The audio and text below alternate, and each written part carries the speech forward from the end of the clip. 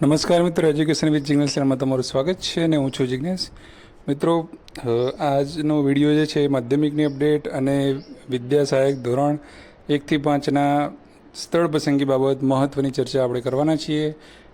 તો વિડીયોમાં અંત સુધી જોડાયેલા રહેજો. સૌથી પહેલાં વાત કરી લઈએ કે સરકારી માધ્યમિક શાળાઓ અને બિનસરકારી માધ્યમિક શાળાઓના શિક્ષણ સહાયક ભરતી 2024 માટેની સૂચના જે છે એની અંદર બંને ભરતીમાં કામચલાઉ શાળા ફાળવણી કરેલી છે એવા ઉમેદવારો માટે સૂચના આવી ગઈ છે.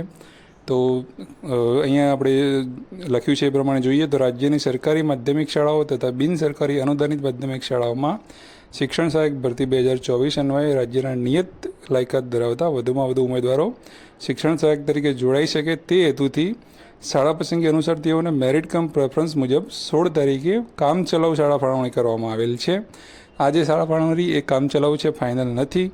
તો બંનેની અંદર શાળા ફાળવણી જે લોકોને થઈ છે એવા ઉમેદવારોએ શું કરવાનું છે કે 19/7/2025ના રોજ ઓનલાઈન સંમતિ આપવાની રહેશે અને પસંદગી કરેલ ભરતી સિવાયની ભરતીમાંથી ઉમેદવારે હક જતો કરવાનો રહેશે. જેવી રીતે હાયર સેકન્ડરીમાં થયું હતું એવી રીતે જ કરવાનું છે. જો તમને બંને શાળા ફાળવણી બંને જગ્યાએ થઈ હોય, તમારું મેરિટ માર્ક્સ સારા હોય અને તમને બંને જગ્યાએ થઈ હોય તો તમારે કોઈપણ એક જગ્યાએ જ હાજર થવાનું છે, એટલે કે પસંદ કરવાની છે. બીજી એક શાળા જે છે જતી કરવાની છે. તો બંનેમાંથી તમે કઈ શાળા રાખવા માગો છો એ તમારે રાખવાની છે.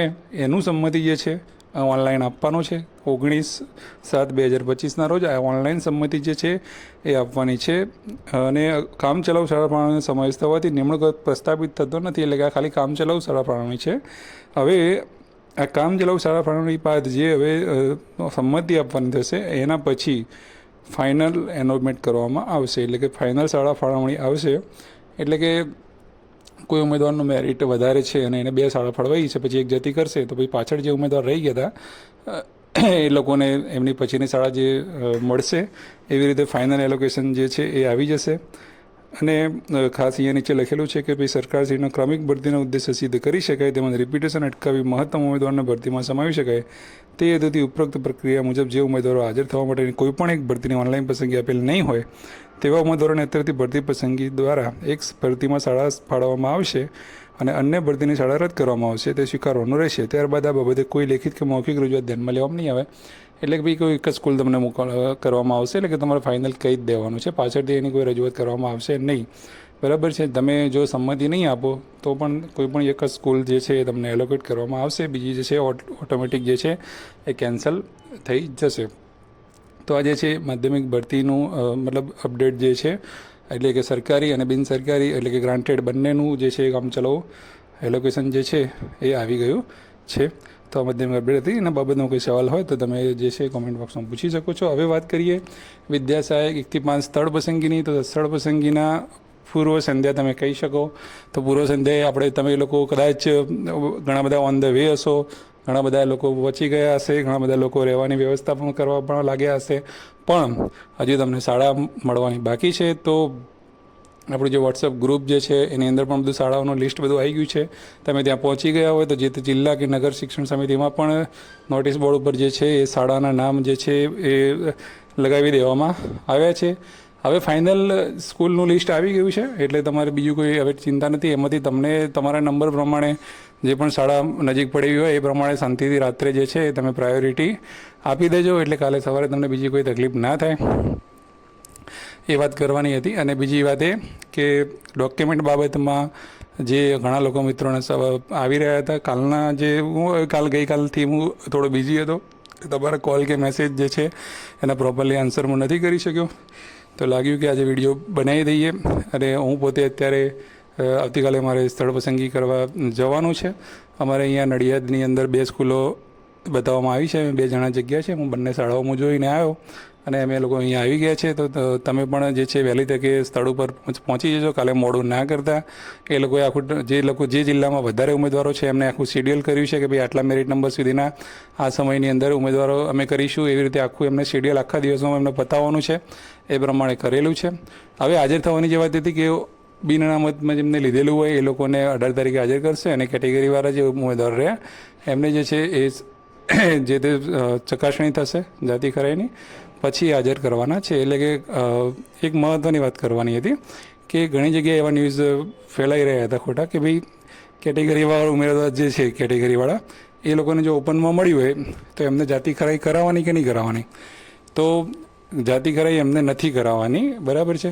છતાં પણ તમે જે તે જિલ્લામાં ગયા હોય તો પૂછી લેજો, કારણ કે મેં અહીંયા નડિયાદમાં શાસનાધિકારી સાહેબ જોડે સાથે વાત તમારે થઈ ગઈ કે ભાઈ એવું કંઈ નથી, જેને ઓપનમાં લીધું હોય કોઈ પણ કેટેગરીના હોય એમને જાતિ ખરાઈ કરાવવાની આવતી નથી, ફક્ત કેટેગરીનો લાભ લીધો હોય એમને જ કરાવવાની છે. એટલે આ અંગે એક વસ્તુ ફાઇનલ થઈ ગઈ છે, બધી જગ્યાએ એક જ વસ્તુ હોય છે.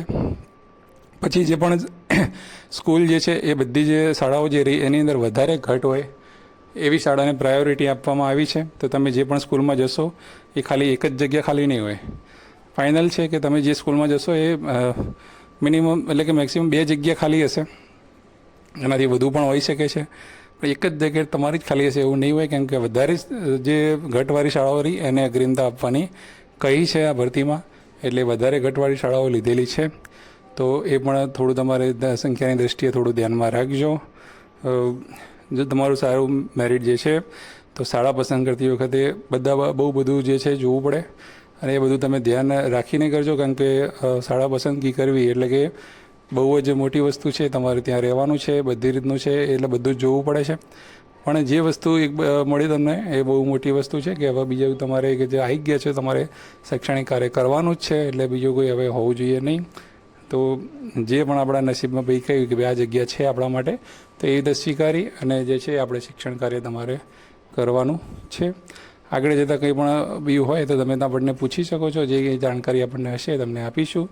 ખેડા જિલ્લામાં એટલે કે અમારી નડિયાદ જે છે ત્યાં ઉત્તર સંડા અને કુમાર શાળા છે ત્યાં એ લોકોનું રાખેલું છે. અમારું જે છે શાસનાધિકારીની ઓફિસમાં જ છે.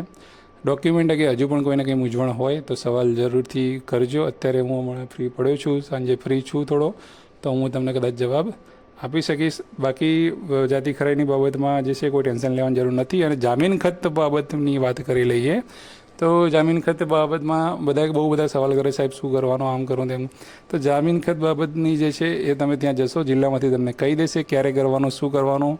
એ જે પરિપત્ર થયો હતો એની અંદર એ એમને ઉદ્દેશીને લખ્યું છે કે હવે એમના હાથમાં છે, એમને ક્યારે કરાવવું, કેવી રીતે કરાવવું, એટલે એ લોકો તમને કહી દેશે. એટલે એનું ટેન્શન લેવાની જરૂર તમારે છે નહીં. ઓલરેડી તમે અત્યારે ત્યાં ગયા હોય તો પૂછી શકો, અથવા તમને કાલે એ લોકો કહી દેશે કે ભાઈ તમારે કેટલા ટાઈમમાં કરવાનું છે. ફાઇલ એ લોકો જે કે એ પ્રમાણે બનાવવાની છે, ડોક્યુમેન્ટ વ્યવસ્થિત તમારા રહે એ પ્રમાણે આપણે ત્યાં મૂકવાની છે. ફાઇલ ત્યાં આપણા ડોક્યુમેન્ટ જે છે જમા થઈ જવાના છે. તો ફાઇનલી જે દિવસનો ઇંતજાર હતો એ દિવસ બધા માટે આવી ગયો છે 1 થી 5ના ઉમેદવારો માટે. તો તમામ લોકોને જે છે એજ્યુકેશન વિથ જિજ્ઞેસ ચેનલ ખૂબ ખૂબ અભિનંદન પાઠવે છે, ખૂબ ખૂબ શુભકામનાઓ પાઠવે છે. અને દરેકને સારી શાળા મળી જાય, દરેકને શાળાઓને દરેકનું ઉત્તરોત્તર પ્રગતિ થાય એવી આપણે ઈચ્છા રાખીએ છીએ. કોઈ પણ પ્રશ્ન હોય ચોક્કસથી આપણને પૂછી શકો છો. જય હિન્દ, જય ભારત. Thank you. આપણી ચેનલને જોતા રહો, સબસ્ક્રાઈબ કરો, લાઈક કરો.